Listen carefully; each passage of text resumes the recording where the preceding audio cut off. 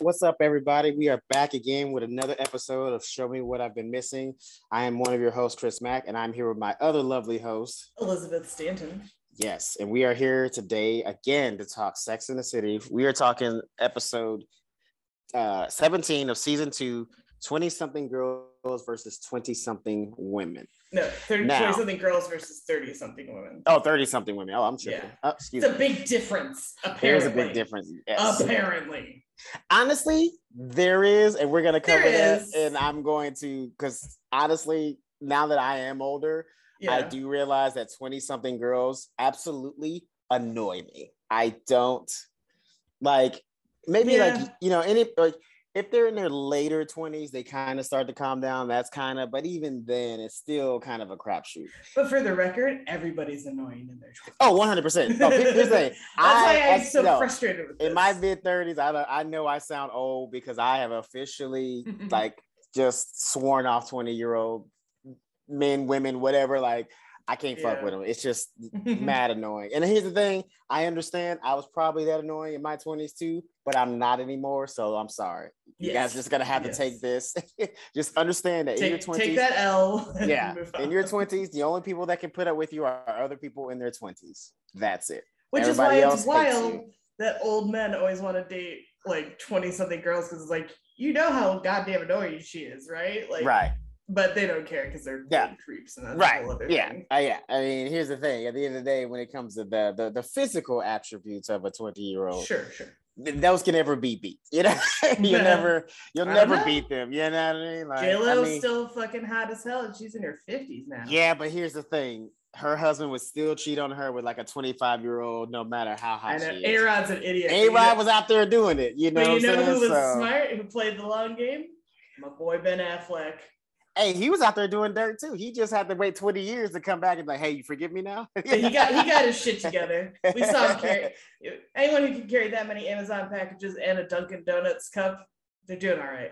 Well, see, but also don't remember shortly before he had problems when they were dating. I know. No, not that. But shortly before him and J-Lo got back together, wasn't he on that dating app trying to talk to some like 20? He was apparently allegedly on Raya. Yes, and he was dating Ana de Armas, who is I think in her 20s as well, mid to late 20s. I think she's like 26 or 27. Whatever, she's like that. Smoking hot though, wouldn't she? She is, too? But that's what I'm saying. Pretty. That's what I'm saying though. And that 20-somethings like in the physical game, they almost can't be beat. That's like peak. That's like, you know what I mean? It's like almost I wouldn't say peak, but it's almost the peak. You know what I mean? Was laughing. My brother, I saw Knives Out with my mom and brother.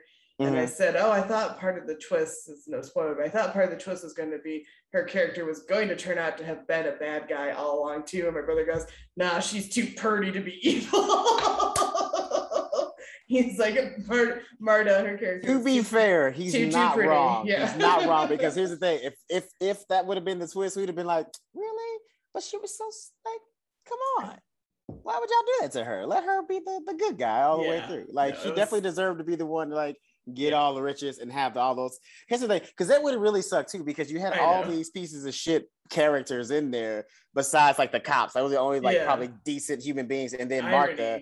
Right. So like there were all these other human beings. If it had turned out that she was just as bad as them, I just didn't know if the movie was going for a commentary that like everybody's awful, but I'm glad it didn't, because that would have been too cynical. I mean, technically, she did kind of do him dirty at the end because she did kind of kick them all out. Was like sipping the mug at the end. Was like, ha, but they had it coming. You know, just a little piece. You know, you got to get a little piece in there. You know what I mean? Because they were pretty shitty to her throughout the whole movie. Like, never knew where she was from. Never really called her by her real name. Like, basically try to make her do degrading things. It was pretty bad. They did kind of deserve that little piece of meanness. Speaking of meanness, let's get into the episode. Please do, yes. Okay, so first of all, I want to say we start out with a Brady Bunch revival slides, which I loved. I didn't watch the show, but I did watch the movies. Oh, and, those movies are great. The movies are great. They're so fun. They're so fun. They're so good. And but yeah, seeing that opening was great. But it's so awesome, the contrast, because like the story behind yeah why all those people are connected was pretty brutal. So the couple had rented the Hamptons house, right. and they invited a pair single gal pals and two single guy pals, and then it like all got chaotic. Yeah, the wife walked in on one of the women and her husband with the friend, and then one pair, a single guy and single woman, were just hating each other, just annoyed with each other. The other single guy was trying to comfort the wife in her time of need because he was like secretly in love with her. And by the end of all that, they said, "Oh my God, we don't want this stupid summer share anymore." And then they call Charlotte. Be like, "Charlotte, take over the lease for them." Oh, and of course she would. Yeah, of course she would. And sweet little Charlotte's like, "Oh my God, yeah. Oh my God, it's gonna be in Hamptons. It's gonna be magical. It's gonna be amazing." I know. I love Question though. Yeah. Let me just to before we move on, I want to ask you, if you were in a couple, would you invite two of your single friends to in a home with you? I just feel like you're asking for trouble. Like you're putting trouble in a place that it can't be or it shouldn't be. I would, because I have like more trust and like faith in like my friends in that regard. If it was maybe somebody I didn't know that well, I might be a little more like, hey, can they bring like a couple more people? Like, so just balance it out somehow. Yeah. I think they tried to, though. That was the cruel irony of that moment, was like, yeah, because they brought two girls and two single guys, but like still, that's still a, you know what I mean? Because I mean, now from, I don't know, I guess I'm kind of with how you're seeing it too. Is like, if it's friends that I've known for a while, some years and stuff like that, it's different. But they didn't really say the dynamic of like how long they've known each other. Just basically like, it was the couple that invited like, you know, relatively new people that they know. And that I think might be where they went wrong. Well, that's exactly where they went wrong. As a matter of fact, that's the pinpoint area where they went wrong. Yeah. Because like, I know, obviously I'm single, and I know like my married friends would happily be like, come along to this thing, right? You know, or like I go crash at their place, like if I'm visiting home in Michigan or something like that. It's like not a thing. They're not like, oh man, Elizabeth keeps bringing dudes around and banging them in our house, or like trying to hit on my husband. Like, no, this is not a thing. Well, that's another thing too. It's like, also to reverse that, like not to put it all on the couple. I mean, still stupid on them to invite four single people, but whatever. Just in general, because that's just more drama anyway. Even if they're trustworthy, there's just drama there when you're being single, because you're going through single people shit.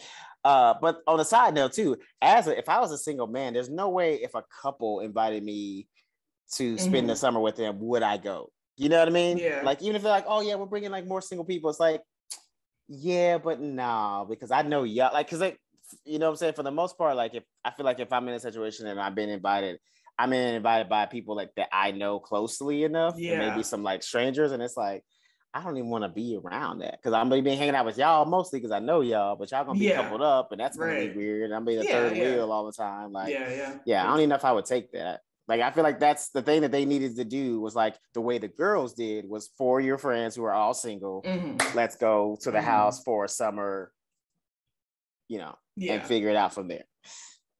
Less drama. Well, metaphorically, not for these girls, but theoretically, yes, but not for these girls. They definitely had their own set of drama when they decided to do this. Yeah, and I laughed when I was trying to get them to go. Right. And they're like, we don't want to share a house. And Miranda's like, that's pathetic. I'm like, bitch, do you know how much that shit costs? I'm absolutely splitting that with like 4 people, 10 people if I can. I gotta drive this average down. Yeah. Well, the way that she was saying it, like, I totally agree with her. Like, it does feel weird to like live with somebody in your 30s. Like, I live with somebody right now, and I'm definitely looking to find my own place, because it feels strange. Vacation. But vacation, a summer vacation. Like, she's like, spending the summer in the Hamptons. Like, you can do that. They're just going on the weekends, so you're like, they're like 2 days max. Really 1 if you think about it. If you go on a Friday and leave on a Sunday, kind of thing. But you're there 2-3 days max. You could share a house with people, and like, Yeah, like my friend and I went to Vegas, and we split the hotel room and everything. Like, it didn't be like, oh, we have to get separate hotel rooms because we're in our 30s. It's like, fuck no. And she's like, I got points, I'm using them. Like, great, like, let's strategize this. How much money do you need from me? Like, Yeah, I mean, absolutely. don't get me wrong, like Samantha's point of like, oh, there's 20 of them like sharing a house. I do know people who've done that. I'm like, that shit's insane. I'm like, that's too many people. There's no room. How do you? Yeah, You just no room. I mean, yeah. Well, also too, like, I'm looking at that because I feel like that's more of a guy thing than anything. And like, you want 20 men living in a house together? That's like a 4-bedroom house. Yeah. That's not good. It's gonna be disgusting. You can't bring no women over because a woman's gonna see that and be like, "What the fuck am I doing here?" And she's gonna leave. Like, so what's even the point having that many? If you can't do it with like, if it's a 4-bedroom house, 8 people max. 8 people max. 8 people max. Yeah. That means 2 people can share a room and y'all good to go and shit like that. But all that other shit, anything more than that is just ridiculous. Yeah, I've shared like hotel rooms with like 2 queen beds with like 5 people, 6 people max. Yeah.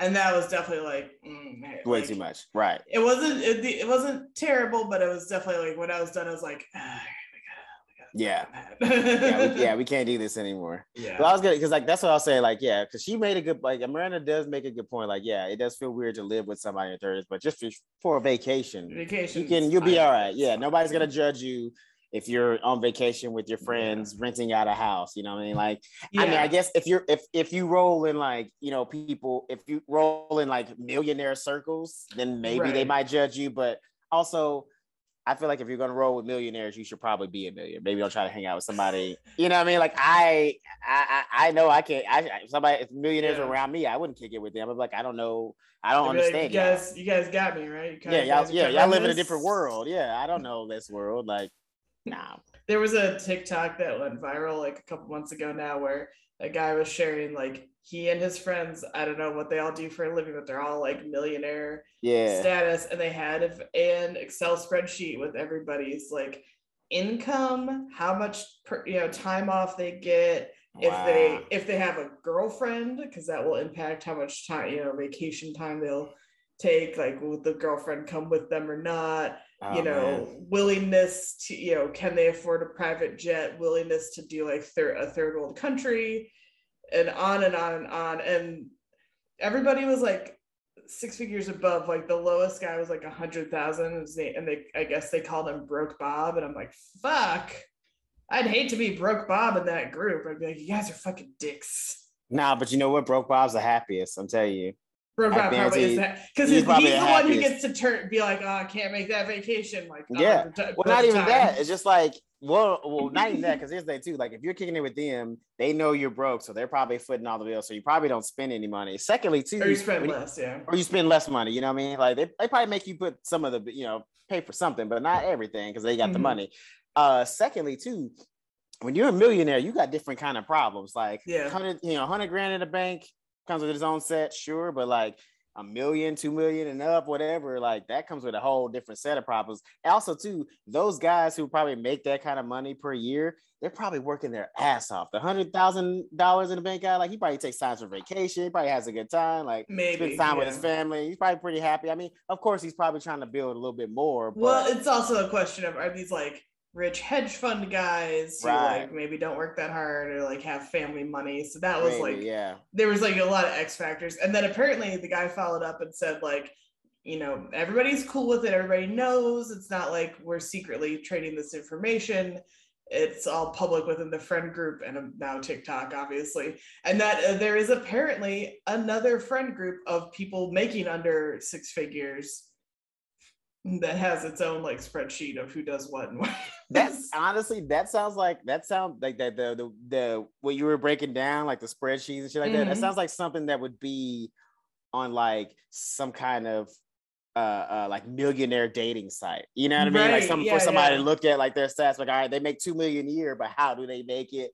How much work do they put in? Blah blah blah. Like, that's what it sounds like. If you're like a girl, or if you're like a girl looking for like a rich guy, I feel like that's the numbers that you would want presented in front of you before you go with it. Because every girl wants, not every girl, but like, you can want somebody that's rich, but just like, at what cost? Yeah, do you ever get to see them? Do you ever get to spend time with said person? Like, are if you they don't always care gone? that much and you just If want you the don't rich care, guy, yeah, then that's true. Right.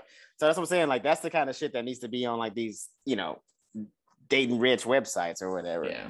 Even between like other rich people, because it's like, yeah, I could be a lawyer, but like if you're a lawyer that works fucking, you know, 80 hours a week, that's a different kind of lawyer than somebody who's like, oh, I work 20 hours a week and I make dumb money because I work at, you know, whatever crazy firm. Yeah. You know what I'm saying? Because there are some people that like don't even work, but their firm is so like prestige and known, and they got like crazy big clients, like, you know, conglomerates and shit like that. So they really don't have to do nothing unless something happens. Yeah. But speaking of work, Samantha has an assistant who's awful at her job. Oh yeah, her 20-something assistant blabbing on the phone, not doing any work. Yeah. Back talking Samantha. I think I know the assistant quits, but I'm like, you should fire her ass, because like this isn't just like a 20-something thing. It's just she's a bad assistant. Well, sure, but also though, I will say this: that is also a 20-year-old thing, because I've seen 20-year-olds now like in customer service jobs, and they're the worst. Like, they're all entitled. They all think they're supposed to be like Instagram famous. They don't even want to do like the bare minimum. I was at the fucking theater the other day, and I asked the guy for a straw, and he rolled his eyes. Like, I asked him for his first goddamn born. He was like, straws are over there. I'm like, okay, relax. Yes and no. I do. I don't like, I'm super polite with all customer service people. So when I do get sassed, I get a little annoyed. But I also have a great deal of empathy, because I'm like, I don't know what kind of day they were having. Maybe people threw a tantrum about straws right before you got there. And so he was like, Jesus Christ, not another straw question. So I have a lot of empathy in that regard. I don't have empathy for the assistant in this scenario though. No, she was just being a bitch straight up. Like, terrible. she was just being awful. And she stole information. Oh yeah, she stole information.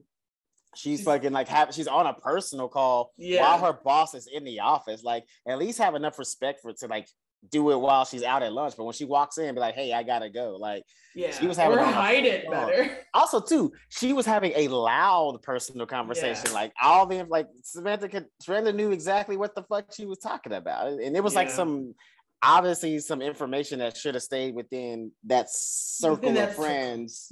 Not out loud. Like, I feel like she would have had the same conversation on the goddamn subway in front of strangers. You know what I mean? Like, just it's so disrespectful on both ends. Obnoxious person. Absolutely. Yeah, absolutely. Which means she's probably going to be successful, which obviously she kind of low key is. Kind of was by the end of the episode, but yeah. But then we get to, let's see, what do they do next? So they ride the bus, the Hamptons Jitney. Real thing, by the way. I double checked. Is it? Okay. I was wondering if that was a real thing. There are different like bus and train lines to get out to the Hamptons. I was trying to do like a little research on like why it's so popular, but it's kind of obvious. It's just, you know, it's historic, it's money, you're at the beach when it's an escape from the city because it's all on Long Island and everything. So you're on the water. It's kind of obvious why it's like a big deal. No, I totally get it. Yeah, just it's a getaway from the city. That's pretty much like the prestige of it, because like, I mean, I've been in New York, I've walked around it. You need a break. Especially in the summer when it's hot and like not a lot of places have, you know, air conditioning or central air. I mean, if you think, you know, these people probably got it, but you know. Yeah, but like, you know, but also if you can't afford the air, you probably don't have the ability to go to the Hamptons either. That's true. It's all expensive. Or unless you're renting a house with 20 of your friends. 20 people, 20 of your 20-something-year-old friends. But Charlotte shows up to the jitney with 20-something Greg, is it? I wrote down. Yes. 20-something Greg. Yeah. Of course, right? This is why I don't really fuck with Charlotte no more, because like she's the one that's like, oh, let's have a big girls trip, and the first thing she does is bring I brought some dick. She's like, hey guys, girls trip, I'm bringing some dick, y'all cool? Like, no, this is not a girls trip. If you're bringing it, the idea is like, if she'd have met him in the Hamptons, all right, cool. This girls trip, do your thing, you having a vacation. But she imported him from the city. Yeah. That's not how you do it, Charlotte. You don't import. No, you don't do import. You go out to the place, you get it there. You get it natural. Yeah. But he also thinks she's Troy Seven, which is the which I do buy because she is younger looking. You know what though? I will no. I would give her mad credit because she easily could have gone a little lower. But 27, she was, reasonable enough to pull off an age or to say an age that she could actually pull off, which is very hard because a lot of people, when they lie about the age, they always go a little too far where you almost like where you question it. You're like, and usually that's the telltale of like if a person's lying because they go too far from believable. She was very believable. 27, because at this time she's only like 31. They're in their like early 30s. Yeah, like 30, and we don't know exactly how old she is either. So, she could be like 31 to 33, let's say.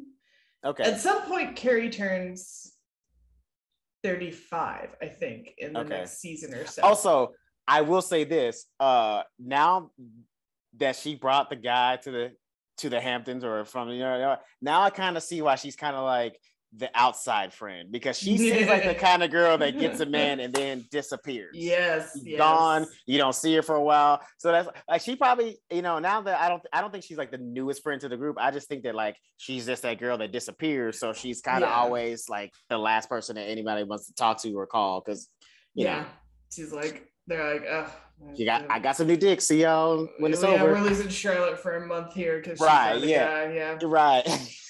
I mean, look at the Hamptons trip, right? Through this episode, she's like never there. You only saw her a couple times. Like when they all were together, she was there like once or twice. Other than that, she was up that dude's ass until we find out later why she decided to get rid of him. Also, I mean, this is kind of mean, but do you think if you were that guy and she told you she was 27 and then you show up and see who her friends are, would you be like, why are all your friends like way older than you? and I hate saying that. No.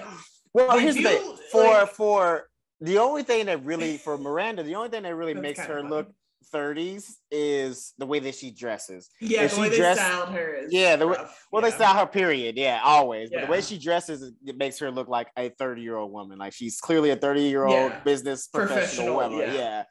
But but she doesn't really look that old. And neither does Carrie. Like Samantha would be the only one I'd be like, why y'all bring? But Samantha, I would be like, why are you bringing a 35-year-old? Like, I don't think Samantha. Yeah, no, she doesn't look old. But she actually looks in her 30s. That's what I'm saying. That's all. But even though she dresses low key in her 20s, most. Yeah, oh for sure. So, but that I'm going to hell for. But here's the thing too. You also got to remember, you're looking at this as a 20-something-year-old woman. As a 20-something-year-old man, he ain't aware of this shit. He ain't looking around and looking at her friends. He's not giving a shit. He's pussy blind. He don't know. He's looking at Charlotte. He's like, I'm gonna get some tonight, and nothing's gonna stop me. I don't see nothing else. Like, that's really what he's about in your 20s. You have focus when it comes to getting laid in your 20s. Yeah. So they get to the house and it's like not that great, but whatever. Yeah. And then it looks small, didn't it? Yeah. Like for a beach house. I mean, I guess that's like a reasonable beach house in the Hamptons. Yeah. It was like a little cottage. Yeah, cottage thing. Yeah. Little cottage thing. Then they go to the bonfire. Oh boy. Oh my god. Yeah. Oh, like, look, even in my 20s, I would have wanted to leave that bonfire. Oh, me too. Also, too, like. I like in it because here's the thing. Even though I'm not like I'm only in my mid-30s, but like I went to college with a bunch of kids who were like 18, 19, 20 years old, and I would like go to the party sometimes because they would invite me. I'd be there for like 10 minutes, and I'm like, what am I doing here? Like, I'm literally the oldest guy here. I have to go. This is stupid. Like, even in college, my freshman year, I got to like some kind of house party thing. I don't know who or how I was connected to it. It was roommate, or suite mate or something. And we got there and it was crowded and I was like, I hate this. I want to leave. I was like 18 and I was like, oh my God, I need to go home. So I've never been that type of party type of person. And that's fine. There's nothing wrong with that. I still have friends and have fun and all that good stuff. But it is funny. Yeah, I've been some places too where like younger people have been partying like, well, I've been in my 30s. I've been like, all right. Yeah, all right. Time to go. It's time to go. You kids have fun. You call me if anything goes wrong. Okay, dude, I had a party at my house one time for like my college student friends, and I was like, I think y'all gotta go. I didn't say that because they were having a good time, but in the back of my head, I was like, I think I should be kicking everybody out. I feel like this is not cool. They make like party banners that say like "Happy Birthday," and they started making one that said "Please leave by 9." And that's definitely like. That's definitely the banner for me. Like, I love a party, but that's it. So, like, at least half the party needs to be gone by 9, and then the rest I will hang at a party later. Right. Sure. I have the endurance to like hang at a party, but it's usually because I'm not drinking too heavily to begin with, and like I'm finding people and having a good time and having conversation. But that was like probably the hardest quote unquote I'd party is like hanging out to like. Things are really winding down, like last man standing. Right. Now I'm like, ooh, it's 10 and I have got to go. Bye. I know. You don't want to be the last person around too, because I always feel like not anymore. Like, yeah. Well, no, because like when you're the last person at the party, like literally leaving, like unless it's like your best friend's house or something like that, you're kind of like it feels weird. Like the energy's there. It's like this person probably wants to go to bed. Why am I still here? I need to take my ass home. Like this is stupid. Also, too. Another reason why like this party made me uncomfortable, the one on the show, it's like bonfire parties are mad boring. It's just fire and music and people drinking. Well, they were all frolicking big time, like crashing into people left and right, and I don't know what. I like to hang around like a bonfire campfire, but like it's not a party necessarily. It's kind of chill. Yeah. I also would be like, who wants to hear a ghost story? Anyone? You know what? That was the problem. That it wasn't like a chill bonfire party. It was too much chaos going on. People were joking around. People were like wrestling and shit like that. It's like I don't need all that energy. Like we should be all chilling by the fire, having some conversation. Like, he can still be loud. You can still have the music and shit like that. But like it's let's make some s'mores. Yeah. As soon as somebody starts jumping over the fire, it's time to go because this is when people get real dumb. And I did like the throwaway gag of like. As Carrie's pondering, like if 20-something women are the enemy, which we'll get into that in a minute. Right. She's like, well, at least they hold your hair back while you puke. You can do that at any age. It doesn't matter. That's true. And I feel like it is true. Girls will go to the bat for other drunk girls. But I feel like it more than likely 20-something-year-olds go to the bathroom together before 30-year-olds. You know what I mean? I feel like at that point, y'all kind of a little more. You know what I mean? Like maybe if y'all going there to talk about some shit, then baby. But like just to like truly go to the bathroom, be like, I don't fucking need you, bitch. Like no, that you grow out of that. Finish your crab legs. You grow out of that, but if you do go into the bathroom and there are other drunk girls, nicest group of people you ever meet. It's true. I've heard that. They're like, you look so good. And you're like, thanks, you look amazing too. It's like, I know, thank you. Oh my God, I love you. There was a great, there's like that's probably the only time you are truly nice to each other. The rest of the time, it's like, oh, you look so cute. Dumb bitch. Like, she's in the back of her mind. There's another, everyone says, if you're in your 30s, you're too old for TikTok. Who fucking cares? Do what you do. Whatever. But there's been a meme going around like playing the "You Belong With Me" song by Taylor Swift, where it's like leading up to the line "You've got a smile that could light up this whole town." And so there was one where a girl was like, I'm in the bathroom, not feeling myself, and then like the next cut is like a drunk girl over a toilet going, "You've got a smile that can light up this whole town." That's probably how Taylor Swift got the lyrics. And she was some drunk girl said that to her. You look amazing. Okay, so we're at this party and Carrie meets a fan. The weirdest like child I've ever seen. I don't know. Yeah, this girl who I guess follows Carrie's blog, and she wants to be a writer herself, and she is like very excited to meet Carrie, like maybe a little too excited. Yeah, like I feel like if I saw someone I looked up to at a party, I would get shy. I'm like, I can't go talk to that course. Yeah. And she is very awkward and weird. This is such a we never see her again, as we do with like 800% of all the characters. Right. I've never been quite sure what to make of her. I don't know if she's meant to be a contrast to like the other party hardy 20-somethings, right? But she's still baffling to Carrie in that, as we learn later, she maybe wants to write a memoir about like saving herself for marriage. Yeah. Which was predates the promise ring era and like the Jessica Simpson I'm saving myself for marriage. But this is like just at the beginning of that crest of like waiting till marriage and virginity being a big thing in pop culture.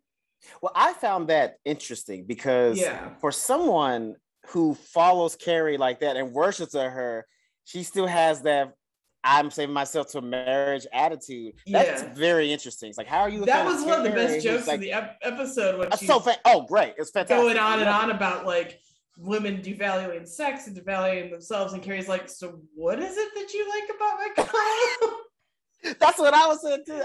Literally when she said that, I was like, thank you. How are you such a fan, but you have like a Charlotte mentality when it comes to the world, you know what I mean? That's a great, she's got 100%, she's like a Charlotte thing.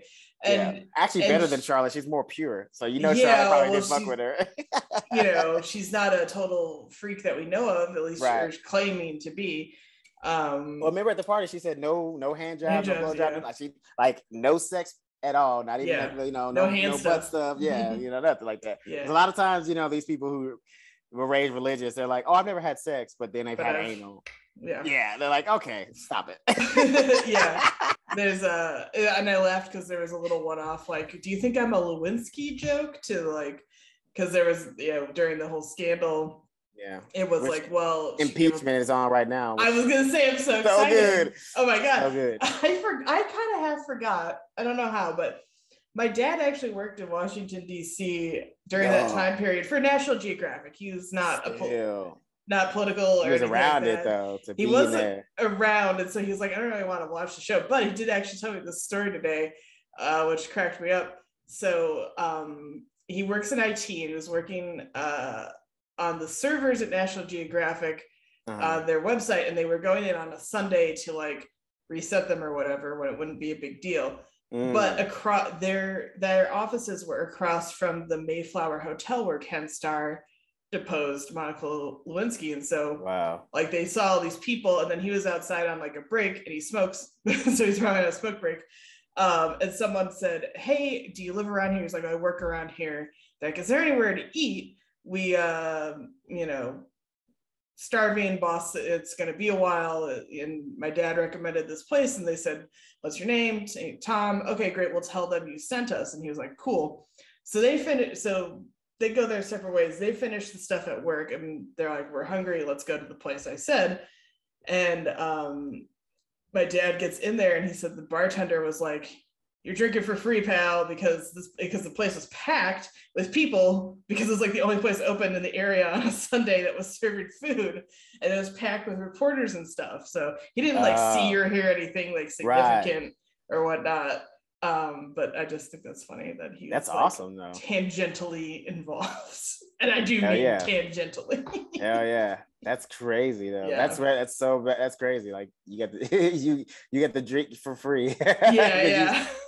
Basically sent in like 200 people. That's awesome. Because he was like, it was shoulder to shoulder by the time he and his like team were leaving, and it was just gonna be one of the, it's the most business that place is like done on a Sunday, and who knows how long. So probably there you go. I'm like, fuck that, I get free drinks for life, motherfucker. And that's I made your place famous. That's how Tom Stanton tipped off reporters to a place called the Side of the Whale. That's enjoy. Awesome. But yeah, so the Lewinsky joke cracked me up, because I was like, oh yeah, because as I said, when we began the series, and it started in 1998, that was the year of the impeachment and all that stuff, and that 1998 was the horniest year on record, based on all the stuff I rattled off. Go back and listen to that first episode if you're curious. Yes. So speaking of horniness, so we're talking about the girl who won't have sex. Won't have sex until she's married. And she said something that I have a question. Just an opinion I want from you. Mm-hmm. She says sex is supposed to be special. Question. In your opinion, do you agree with that in a way, or in a way, but not in the like puritanical way she's kind of coming at it. I think it should be something you want to do with a person that you like, but that's also just my personal approach. I totally get people who are like, I just like it to like it, and I don't need like a deep personal connection. I think I personally do. But like I said, I get it if someone doesn't, and I don't really, it's like one of those, it's not my business, do your thing kind of a things. But to me also, that point of view of her is like I said, puritanical, judgmental, like it's only for your husband, good wife, and then you shall retreat to the kitchen from hence you came, and bear children and be done with it. I don't know, because here's my take on it. It can be special, but also it's not special, because here's why. The reason why I say it's not special is because it's something that we do naturally. Right. You know what I'm saying? Like some people don't ever get a chance to experience it, and that's different case. But most of us on a regular basis, just as easy as we start breathing when we are born, we start having sex at a certain period of time. You know what I mean? So that's what makes it not special. But I do think if you have a connection with somebody, that in terms is what makes it special. Yeah. Not the act itself, because the act of, I mean, like, it's an animal act. We are animals, technically. Your eyes see and your dick gets hard. Like that's these are the things that you do naturally. That's, so whether you want to or not, there are biological urges that can and should be met. Even if you've never had sex, your brain still thinks about it. So there's still something that makes you want to go towards having sex. Like even girl in this episode, she may not have had sex, but she knows she's thought about it, and she's probably thinking about it while she was talking about it. You know what I mean? Yeah, she is such an odd little character. She's always I've seen this is an episode that gets played a lot on cable because there's very little actual sex or no sex in it. Actually, you don't ever see anything. They just imply it. It's all implied. By the way, there's another joke that we're gonna get to when I'll talk about, like a little subtle on the nose like joke that I want to get into. When we get there. I just go ahead. But so I've seen this one a lot, and I've always just been sort of, much like Carrie, kind of baffled by the Laurel character. It is confusing because she like wants to be a writer, which makes sense. She would want to talk to Carrie in that sense, but then like going on about the sex stuff, it is like, wait, why is this the writer you look up to? There are dozens of other writers, and maybe it's the thrill of bumping into her in person, and that's easier.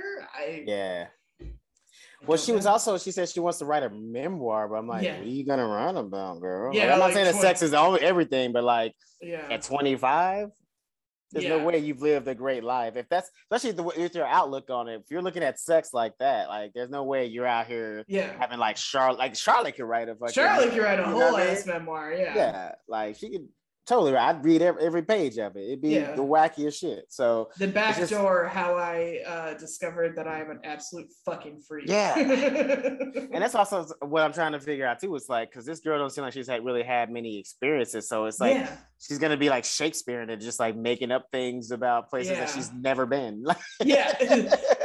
I've never been to Verona, but let me tell you about these two families that had mad beef in Verona. I'll tell you about this. The oldest story in Verona. Never been, but I'm gonna tell you the oldest story about it. These two families were nuts. These little girls killed herself, or a guy she just met at a party. Faked her own death, and I was like, crazy. Somebody told me that. I was like, holy shit, how? Verona. you have to live there now. Now I feel dumb. Had he been to Italy? I know most of it. No, he's never. I don't even think he's been out of fucking England. He definitely didn't go to Verona. I can tell you that. Let's see. I remember that in my studies. Did Shakespeare go to Italy? Shakespeare set many of his plays in Italy, though he almost certainly never went there. Thank you. Never certainly went there. Yes. So then shortly after she meets Carrie, but runs into a doctor. Yeah. What was his name? Bradley Migo. Brad. It's such a weird name. It stuck out to me. Thank you for remembering that, because I definitely would never remember that. So she meets him as her new assistant, basically. Who's like this girl? Or at least she's trying to be her assistant. Yeah. What a strange. Yeah, or her new friend, like assistant friend. I don't know what you mentor. She's like looking for a mentor. She's gonna be the mentee. She goes to get Carrie's drink and she meets the doctor, who, as was later referred to as good on paper. Mm-hmm. Yeah. But she said something interesting, which I kind of agree with, but not at the age that she is. Mm-hmm. So like she says that like the guys who's good on paper is not the guy you that's the guy that you end up like leaving for the guy who's like hot and rides a motorcycle. Now in your 20s, I agree with that. I think a lot of women would do that, and men as well too. Like, well, probably, because I know I did. I definitely found women in my life that probably could have been good wives for me, but I was like, not ready for that. I'm gonna go over here, for sure. Yeah. You know what I mean? So that's what she said. For Carrie to say that, I don't know if she was referring to like when she was younger or like right now, because a bit of both. You think so? Yeah, because this episode was so like, 20s versus 30s, right? Thinking, I think it was sort of like the tension of like, I'm older now. He is someone who I should want, and yet I still don't. They also just like, they kind of click, but not really. And I've had that. I went on a date, and we like worked in the same like type of job. We were actually too similar on paper. We worked in like a similar type of like production job, liked comedy, liked movies, and we were talking, and man, it just died out because it was sort of like too similar. We almost started like bitching about work too much, and it kind of just killed the vibe on the date. Okay. And it was like he was like tall and cute and stuff like that, and I think we both walked away like, oh boy, like good, that was like a real good on paper situation where it's like someone who's my level of ambition, like makes the same kind of money and we do the same kind of job, we get each other in all those senses, but it just nothing, that happens. Very interesting. Yeah, that is so interesting. So that was actually, you actually kind of answered my next question, which was, have you ever had a guy like on paper, but you like didn't want to, like it didn't, Yeah, it's wow. It's happened, and I know some people are like, oh, spark doesn't matter, but I mean, it does though. It does, and we both. I mean, this was definitely like a mutual, like I don't like, neither of us was like, no one was hurt or angry. It was just sort of like, that was a nice person, but nothing, nothing happened. Like, and let me ask you. Let me ask you this as well, because you said this was like after the first date. Yeah, and we never talked again. Yeah, we never talked again. Now, let me ask you this: if he had asked you out again, because like this guy asked Carrie out once, and then they kind of hang out, nothing happens, and they hang out again, and nothing happens. Now, let me ask you this, because even after, so let's say, feeling how you felt after the first date, if he did call you and ask you out again, would you have said yes, or would you have said no? I think I would have said yes, because I was like, maybe something was off with us that day, or I was like, maybe try a different setting, like, or something like that, because we just had it like a bar. It wasn't super crowded or noisy, but like maybe we get dinner instead, where it's a little more just a hair more intimate, like I feel like we kind of faced each other weird at the bar or something like that. That was not going to be necessarily the deciding thing, but I think I liked the idea of who he was enough that I would have tried again. Because I have had dates where I did do a first date, and then I was like, I don't care for the guy, and I got kind of a second ask, and I was like, man, no, thank you, Okay, that's very interesting. Because like, I don't know, like, I guess as a guy looking at it, it's like, that's what the world has told us. Like, you gotta look good on paper, you gotta have a good job, you gotta have this, gotta have that. Like, of course, have a personality and shit like that. But that's so crazy to think that like you could have all that and still not catch a spark. Yeah, because there is, like, That's what I always joke. I want a matchmaker, but the matchmaker can only take you so far by Right. looking at things on paper. It really does come down to like in-person interaction. Mm-hmm. Interesting. Yeah. Huh. Now, do you think there are women out there who like didn't do what you did and are still with like the person that's good on paper, even though they didn't feel the spark? Probably, yeah. Think so? Yeah. Oh yeah. Wow. I think especially, frankly, older generations, because there weren't and aren't that many options, or there weren't that many. Oh yeah, for available. women, yeah, of course, absolutely, yeah. But yeah. my age group, whoever was wanted you, basically. Yeah. But I'd say like my age group and younger, probably not. You know. Mm-hmm. I think there's enough. You know, you can do enough on your own now that there's no sense of like, oh, I need a specific type of man to secure my ability to make it in the future. That's so interesting. Yeah. Huh. I don't know, because I was at first, after this conversation, I have a different opinion, because at first when she was saying that, it was like, I don't know, like borderline insulting. It's like, good on paper, then what the fuck do you want? Like, that means you don't know what you want. Then like, it means like, you know, that shit matters. Like you're looking for some kind of like toxic shit. But after talking to you, I see, I still get it though, because like you kind of went about it in a different way. Like, you know, like you went on the date, had a good time, you gave full effort, it just wasn't there, and it wasn't there for either one of you, so you could just like, you know, move on with your lives. But that's so it's like, it doesn't feel as, I guess, toxic as I was like, it was. Now that's I guess just Carrie, Carrie absolutely wants the toxic shit. Oh yeah. That's what I'm saying. That's why I was like upset by it, because like coming out of Carrie's mouth, I'm like, that sounds insulting. Like, what is a guy who's good on paper? Like, what the fuck? Like, you know what I mean? Because you made it seem like he was kind of like, it's like, he's good enough. He didn't insult her. He didn't play mind games with her. He didn't, you know, go off to Paris. Hint, hint. We'll get to that in a minute, and so on.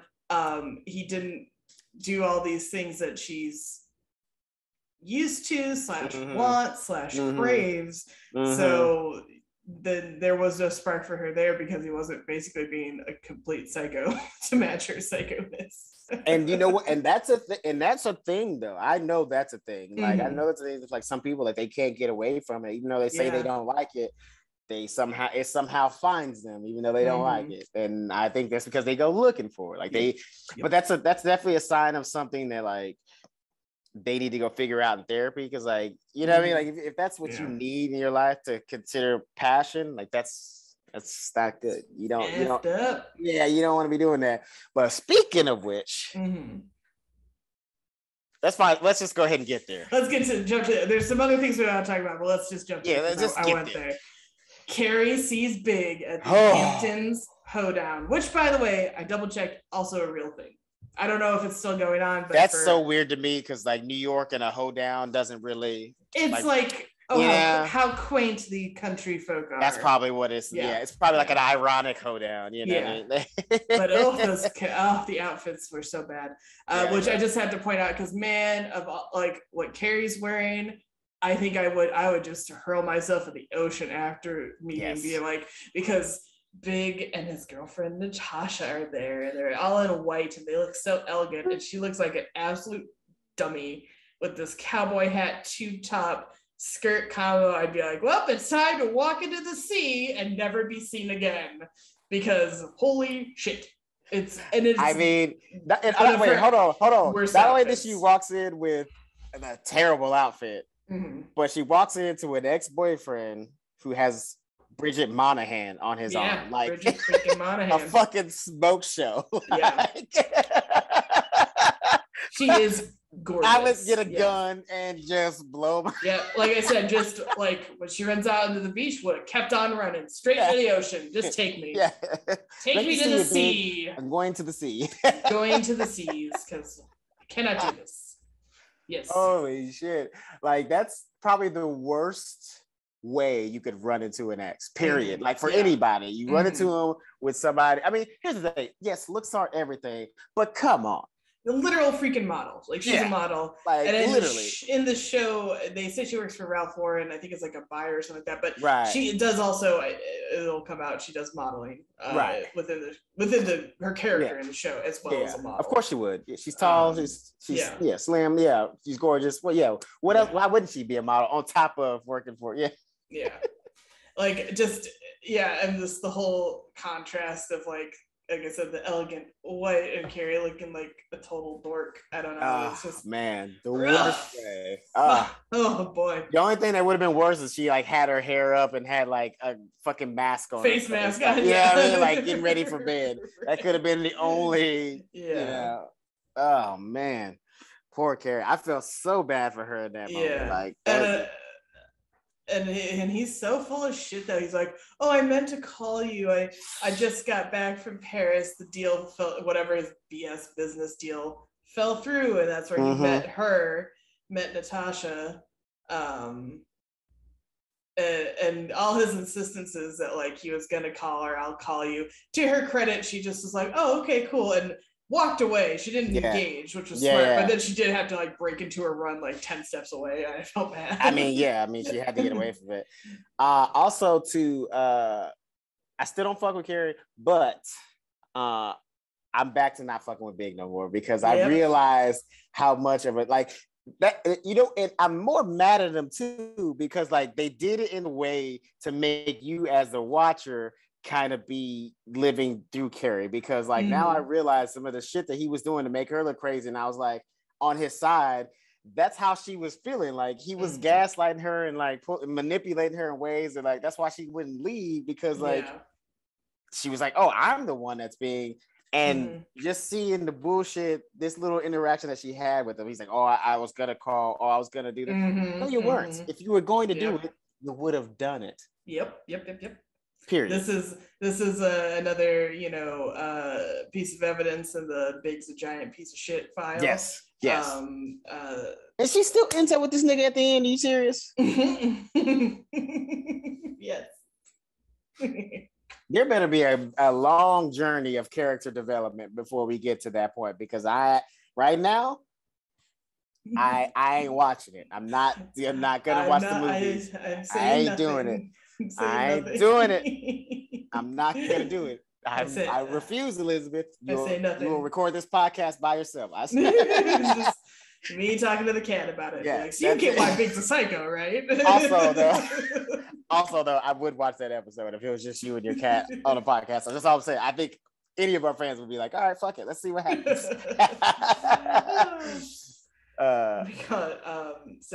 And then I do like this little full circle moment though, but because Carrie does run out on the beach having an absolute freak out, and Miranda finds her and is like, hey, are you okay?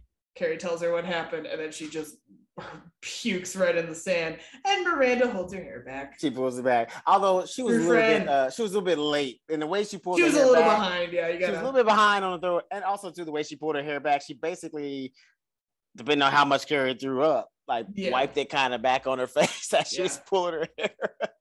So it's not easy. Yeah, it's not with all that hair, all that curly hair. It's a hard, that's a catcher. Yeah. That'll catch you. All right, so we can go back. I'm sorry. It's okay. We were there. We were there. We were there. We had to. It's the elephant on the beach, as it were. We had to. Elephant in the Hamptons. The elephant in Hamptons. Yes. So let's go back to Charlotte. So after Carrie spends a little time after they all spend a little time on the beach, they go back, and Miranda is deciding to cook them all a feast. And say what? I said bless. I'm like, Miranda this whole episode is me. She's like covered up wearing a shirt on the beach. I thought it was funny too that they were like, oh, Charlotte should put on sunscreen. Yeah. And when did tanning come back? Funnily enough, in about 2 years, tanning would be all the rage. I know I have so many friends who did tanning beds and liked to lay out in the sun and everything, like including friends who are paler than me. And everybody took a huge gamble from like 2000 to like 2006 on the tanning, and like spray tanning just never quite looks right. Yours truly continued to hide from the sun and recently bought herself a swimsuit that has a zip up front and like sleeves, like your shoulders and arms are fully covered because I cannot fuck with the sun. Dude, and I thought it was so that's funny. what Samantha was doing. She was like, fuck that tan shit. Where's the SPF 45? Get out of here. And I laughed at what somebody said, it goes up that high. I was like, bitch, I've had 100 and loved it. It's not even high enough for me. Yeah, it goes up pretty high. I do need full coverage, but so I thought that was funny. But yeah, then so Miranda goes and gets them seafood and fresh corn, which is delicious, by the way. I guess yes. We're watching this. Yeah. And then Charlotte runs into Carrie's room because she's taking a shower and finds a tick, and it is crabs. That's the joke that I like. That's what I like. She's like, that cutaway so to the boiler crab. I was like, wait, what she have? Yep. Here's the thing. Was it the most clever? No. Was it the most sophisticated? No. It was like a very good dad joke. But I love a well-executed joke though, because the timing was so perfect. And so not only but the good follow-up to that too is the crabs go in the pot on the cutaway, and then Charlotte's rushing, like you see sheets flying out of the upper bedroom and Charlotte rushing out the door at the same time to go get medication to deal with it. And that was like, that piece of comedy goes unsung. And I want to bring that up because it's so funny. Yeah, absolutely. Yeah, that's what I'm saying. Like, it wasn't the most clever of jokes, but it's those little, the little subtle jokes in there that like people just think of, like, cut away little pieces of scene. Like those little jokes right there are the gold, man. Yeah, that's what keeps shows on the air. There's that little piece. There's the obvious joke, and then the slightly less obvious one of the sheets flying, Charlotte running away. She was gone. Yeah. She was out the fucking door. She said no. But this raises an interesting question. How does weirdo little Laurel know what crabs look like if she's never had sex? Oh, that bitch has been studying like medical books and shit like that. Here's the thing. Remember, just because she hasn't had sex doesn't mean that she ain't thinking about it or studying it or learning about it. And it was implied maybe friends of hers have had crabs. Also, she was also kind of nerdy too. So I feel like when she was probably in like sex education class, she was like taking all the notes and like, you know what I mean? Like, So it really wasn't like an experience thing, just like a healthy wealth of knowledge from being a nerd thing. Well, just saying. Yeah. Also, she could be full of shit. It was never proven whether or not that she was real or not. Yeah. We just kind of assumed that she was telling the truth, and then after this episode, we don't see her again. We never know. We have no. You could be a little Charlotte in these streets. Sure. But I love too. So Charlotte they go to the Hamptons Hoedown, and Charlotte confronts the guy by giving her crabs, and he's like, "Well, you lied about your age, and that's worse." And I'm like, "No, sir. No, sir. Wait a second. Transmitting an STD to somebody is far worse than lying about your age, unless it's like a weird minor situation. Right. That's where I was gonna go. That's neither here nor there. That's where I was gonna go, because I was like, lying about your age can be worse depending on what the age is. Yeah, she lied about being 27, not 17. He needs to calm the fuck down. Go get some lupus or pesticide or something for them. Right. Gross.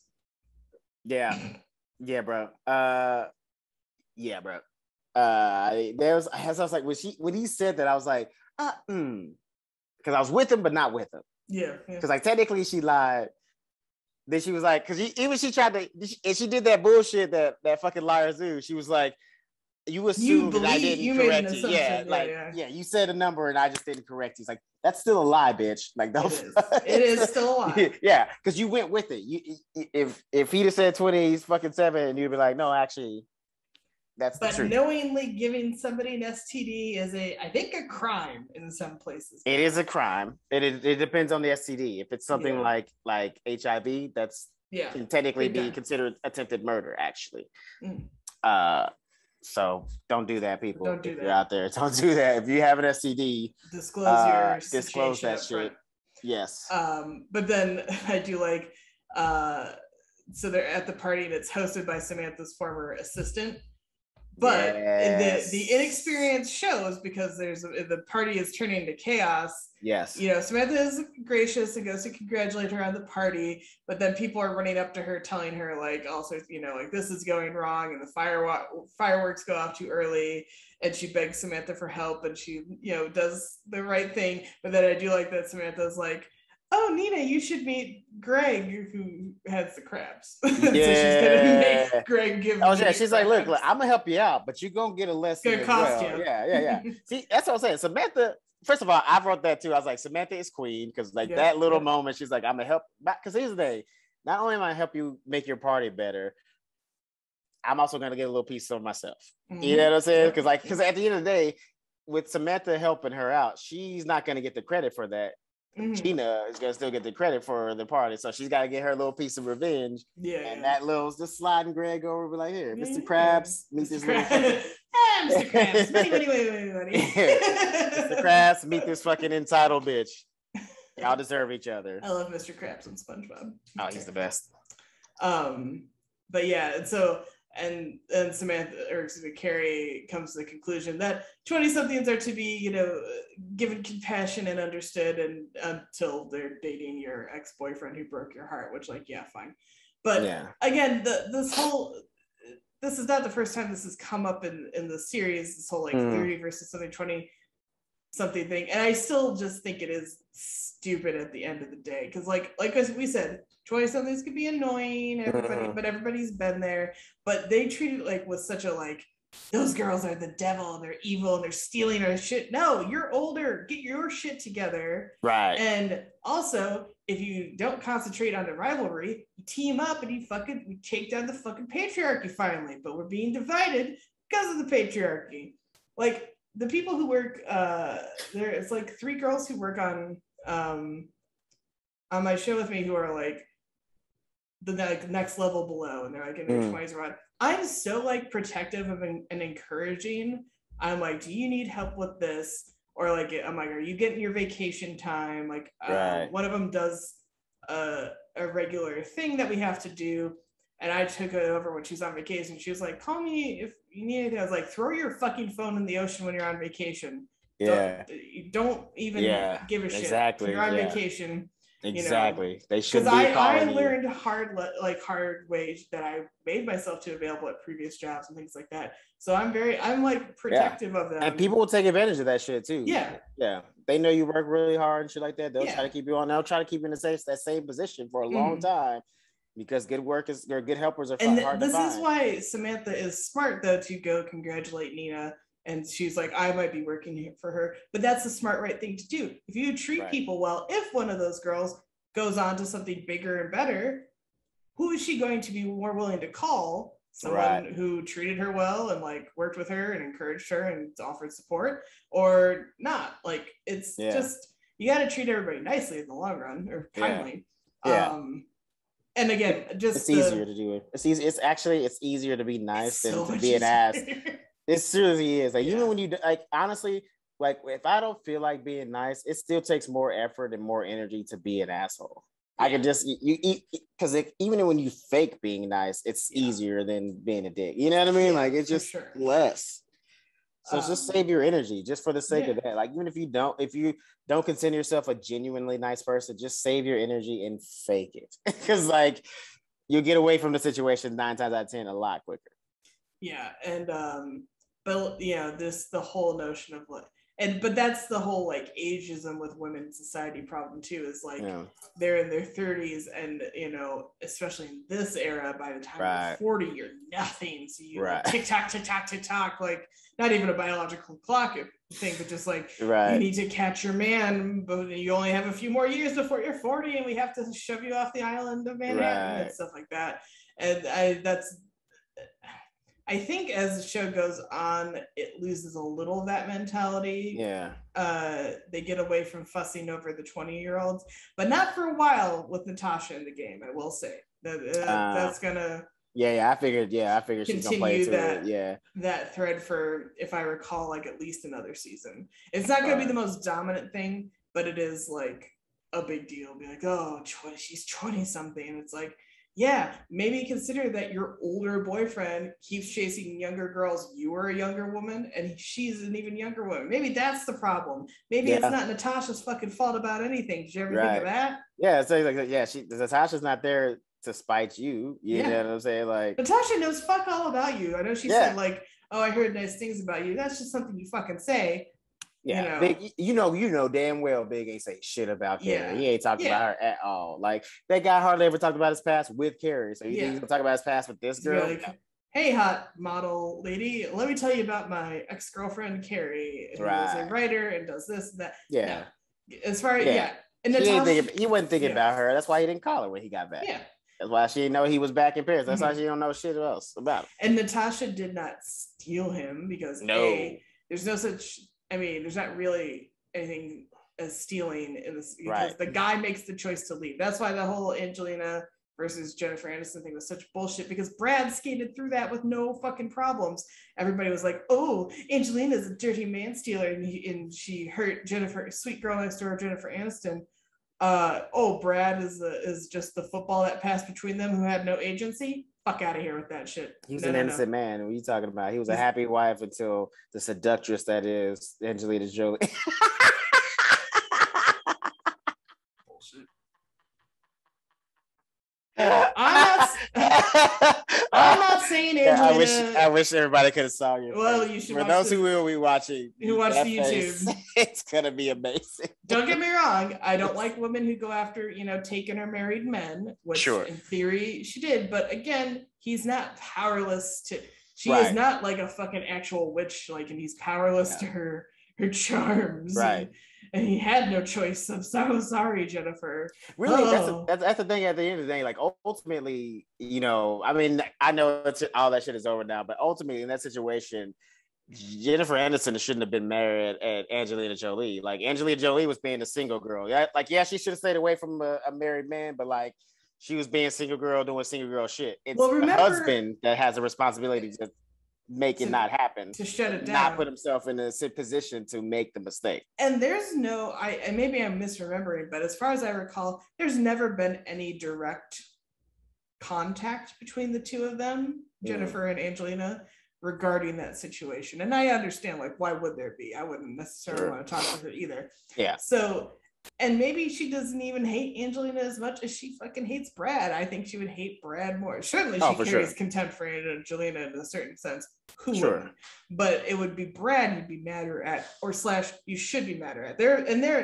Again, we don't know the behind the closed doors of that situation at all. But they probably all fucking. It's Hollywood. It's Hollywood. Yeah, it's Hollywood, baby. They all fucking. But there are situations where in non-celebrity life that I've read and that people have shared that are true, that the woman is mad at the other woman, and it's she is part of the problem, yes. Sure. But so is your man. Yeah. Well, the way I see it is the person that took vows is the most responsible for not cheating. The single girl did not take any vows, but the married man did. So it's your promise to keep, not her. So you shouldn't be mad at the girl. You got to be mad at the man, or vice versa. If the wife steps out, that's the one you need to be mad at because she's the one that took vows. Yeah. Sorry, bro. But that's all irrelevant because Big and Natasha aren't married. So that's true. But still the vibe is the same. She was just a girl working in Paris, met a guy that she thought was handsome, and they got along. Yeah. That's all she did. She was so impressed with his business. What does he do for a living? Drugs. That nigga sell drugs. I don't give a fuck what he does. He sells drugs. Dark market. No. You know what? He's an arms dealer because Bridget Monahan fucking dated Nicolas Cage in Lord of War. He was an arms dealer, and I feel like that's what she's a typecast of. She's always like a gangster's husband in something. So that's exactly what Big is. He's a motherfucking gangster. He's an arms dealer. I'm telling you. Or she was. I always think of her in Coyote Ugly. She was the bitch in Coyote Ugly. Right. Yeah. It's either that or he sells some kind of weird war bonds or some shit like that. I don't know. He probably does whatever those guys that I mentioned on the TikTok way earlier. He's one of those. He's one of those guys. He's not Broke Bob by any stretch, but he's the one who put the spreadsheet together. Yeah. When they paid to put it together, that's how he Yeah. makes his millions. So they pay him a fuck ton of money to do the spreadsheets. That's funny. That's awesome. This is a great episode. This is a great ass episode. It was fun. This is an all-time classic one because this is the big bombshell of Big is dating Natasha. Right. I think we only have one more before the season's over, by the way. Oh, sweet. I need to double check that, but I could be wrong. Cool. But yes, this is like one that is very frequently talked about, referenced, and stuff like that for all the things we discussed here and more. So yeah, I can see that, man. Yeah, I definitely can see that being like the episode of the season for sure. That's dope. Yeah, this was fun. So tell the people where they can find you. Well, they can find me on Instagram and Twitter at Elizabeth Movies. Where can they find you? You can find me on Instagram, Twitter, everywhere at Mack Diddy Combs, MackDiddyCombs on all the platforms. And then you can find our podcast at Show Me What Podcast on Instagram. And then that has our link tree, and you can go to all our places, our YouTube, or where else we stream and shit like that. Make sure you like and subscribe, and make sure you comment. Let us know what episode you like, because we got to get that algorithm. Got to get it going. So like, subscribe, and comment, people. Also, while you're there, while you're listening, you already know. We you know what I'm saying, we got a great candle company that works with us, Arlo Australia. Go to their Instagram, ARLO_Australia. Get yourself some candles, and then you can use our promo code Show Me Miss at checkout, and they'll get you 10% off. They got reed diffusers, they got bath bombs now, they got big candles, little candles. They last long, they smell good, and they don't fucking fill your house with smoke, because you can burn them all day and everything's good. So get you some candles, get you some reed diffusers if you don't like burning candles. All kinds of stuff. So Arlo Australia, ARLO_Australia on Instagram. And by the way, I have to say, forgive the accent, a good day to our Australian listeners. You make up less than 1% of our audience, but you are there and we appreciate you. Good day. Good day. Good day. Good day. It's one word. It's just one word. Good day. I think I do a New Zealand thing by accident all the time. Sorry. It's different, but very slight. You have to have an ear for it. Otherwise, it all sounds the same to you. But there is a difference. They will tell you. And if you call an Australian a fucking Kiwi, they'll fuck you up, and vice versa. I get it. It's two different countries. Like, two different countries. People want to live together. It is two different countries. I tell you what, though, you run a higher risk of getting punched in the face if you call New Zealand an Aussie. I tell you that 100%. They don't fuck with that at all. Respect. They're very proud of where they come from. They should be. As well, they should be, because it's beautiful gorgeous country. There. Yeah. Why wouldn't you? And the food is fire. Dude, there's this New Zealand restaurant in San Diego. Me and my friend went to. Fire. Straight flames. It was the best place I've ever been to in my life. So I'm definitely going to New Zealand, because if that's how they cook their food, I'm there. I'm gonna go there and get fizzat. All right, guys. We'll see you on the next one. Later.